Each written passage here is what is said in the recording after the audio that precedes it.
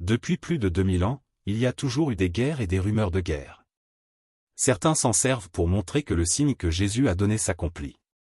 Mais pour notre époque, c'était un signe vague qui ne mérite guère d'intérêt. Puisqu'on peut voir qu'il y a eu des guerres et des rumeurs de guerre tout au long de l'histoire. Il est clair que le signe que Jésus a donné était pour le 1er siècle. Il ne peut pas correspondre à notre époque, puisque la chronologie n'est pas la même.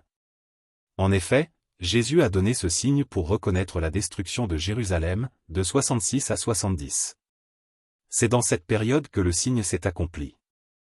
Matthieu chapitre 24 versets 6 à 8, vous entendrez parler de guerre et de bruit de guerre, gardez-vous d'être troublés, car il faut que ces choses arrivent.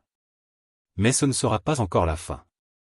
Une nation s'élèvera contre une nation, et un royaume contre un royaume, et il y aura, en divers lieux, des famines et des tremblements de terre. Tout cela ne sera que le commencement des douleurs. Ceci ne comporte pas seulement les guerres et les rumeurs de guerre.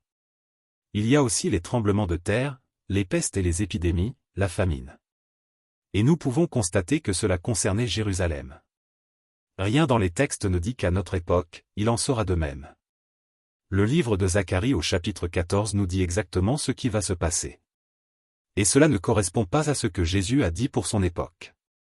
Zacharie chapitre 14 versets 2 et 3, « Je rassemblerai toutes les nations pour qu'elles attaquent Jérusalem, la ville sera prise, les maisons seront pillées, et les femmes violées, la moitié de la ville ira en captivité, mais le reste du peuple ne sera pas exterminé de la ville.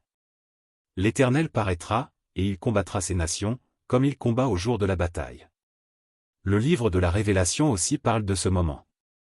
Mais on voit des différences notables, même si dans l'ensemble il y a des similitudes. Le but de cette vidéo est de faire comprendre que ce qui a été écrit pour le 1er siècle n'est plus valable pour notre époque. Ici, c'est la Bible qui le dit car elle nous donne les prophéties pour notre époque qui sont différentes. Par exemple, Jérusalem au 1er siècle a été complètement détruite. Mais si vous lisez le livre de Zacharie pour notre époque, au chapitre 14, vous verrez qu'il y a une différence. Zacharie chapitre 14 verset 11, « On habitera dans son sein, et il n'y aura plus d'anathème, Jérusalem sera en sécurité. » Bien sûr, si vous ne vérifiez pas, vous ne pourrez pas comprendre ce que je vous dis là. Et pour une vérification, comme dans toutes les vidéos que je fais.